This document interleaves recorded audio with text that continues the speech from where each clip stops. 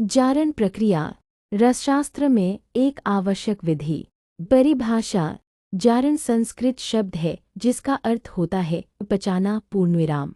रसशास्त्र में यह वह प्रक्रिया है जिसमें पारद में किसी धातु, भस्म या खनिज को गर्म करके इस प्रकार पचाया जाता है कि वह पारद में पूरी तरह विलीन हो जाए, परंतु स्वयं पारद का स्वरूप, रंग या वजन नहीं बदले। जारण का उद्देश्य पारद की औषधीय क्षमता को बढ़ाना, धातुओं को शरीर के योग्य और सुरक्षित बनाना, दवाओं की प्रभाव शक्ति को बढ़ाना। मुख्य विशेषताएं। पारद में जब किसी धातु या भस्म को जारित किया जाता है तो वह उसमें घुल जाती है।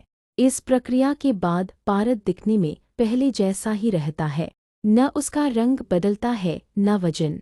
इससे पारद अधिक शक्तिशाली और उपयोगी हो जाता है। प्रक्रिया के चरण।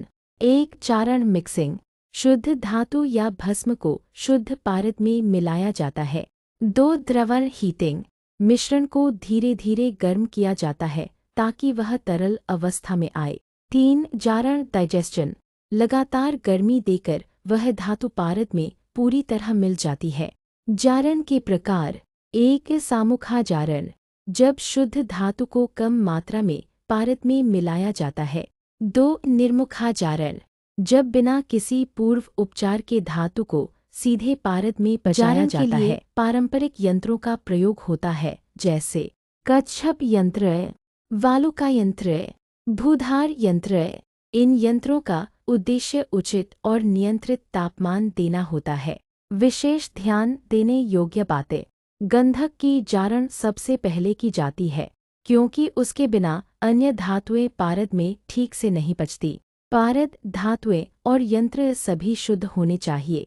तापमान और समय का पालन बहुत सावधानी से करना होता है। निष्कर्ष। जारण प्रक्रिया पारद को एक शक्तिशाली औषधीय माध्यम में परिवर्तित करती है। इसके बिना पारद या कोई भी धातु आयुर्वेदिक औषधि के रूप में सुरक्षित नहीं मानी जाती। अतः यह रसशास्त्र की अत्यंत महत्वपूर्ण प्रक्रिया है जिससे औषधियों की गुणवत्ता और प्रभाव बढ़ता है।